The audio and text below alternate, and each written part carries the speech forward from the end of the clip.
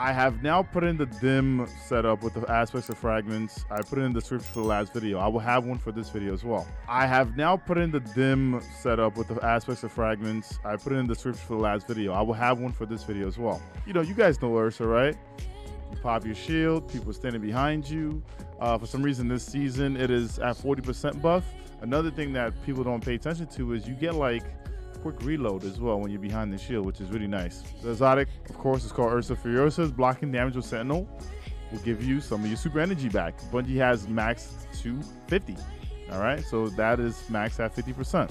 I have my Tyrant Barricade. You can run the Rally Barricade if you like. I like my Tyrant Barricade. Now, one neat thing to kind of pay attention to is for this build, right? My resilience is at 100 because I'm going to be running Dynamo.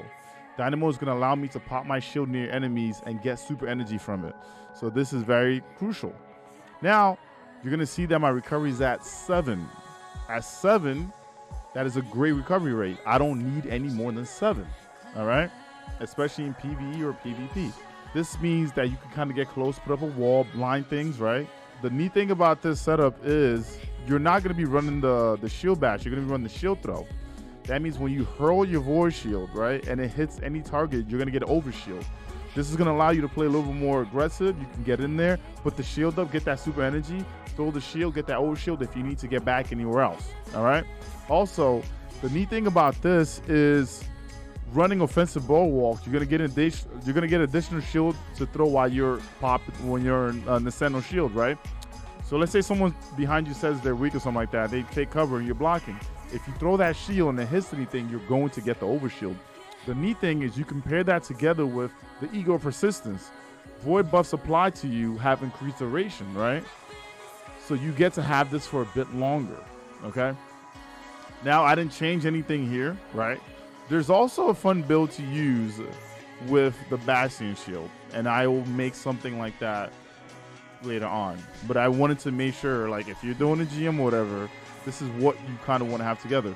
Now, one neat thing in here, when it comes to the grenades, right, you can do either Void Wall or you can do the Vortex, or Vortex, right? The Vortex will drag enemies in, or you can do Void Wall. I feel like Void Wall is really nice because it tags multiple targets, and hitting the target with a void ability makes them volatile is really nice. So I know Vortex will pull things in, but with Void Wall, you have a chance to hit multiple targets, all right? So I kind of like Void Wall more on this, but I think the default right now for the setup that I'm going to put in the video is going to be Vortex. It depends on your playstyle. It depends on what you like. I just feel like when I throw the Void Wall, it hits more things than Vortex does, all right? So that's going to be like my take for that one there. Now, I also have damaging targets for grenades grant melee energy. The reason why you want to do this is because when you get that melee energy, you'll always have a shield, right? When you throw that enemy and it hits them, you'll get that shield off of it. So that is one of the main thought process here. Have a shield up a lot because your resilience is up, but also being able to get that back from your grenade. Of course, your grenade is going to weaken the targets, and that's paired up with making them volatile, all right? Next and final thing, we're running Devour. Picking up an orb will grant you Devour, right?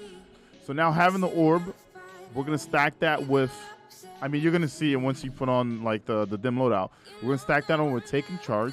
We're going to have high energy fire here, so you're going to do more damage. On top of it, I also kind of snuck in there the setup for Elemental Wells and Seeking Wells. So you're going to have wells come to you as well. So if you're running a void weapon that you love, like you have a funnel web, you have a definite whisper, this can go well together, all right? So that is the build for this. If you have any questions, I'm always live at twitch.tv/EKUEGAN, which is Ekuegan, all right? But that is it. I wanted to make this video as short as possible. Thank you very much for watching.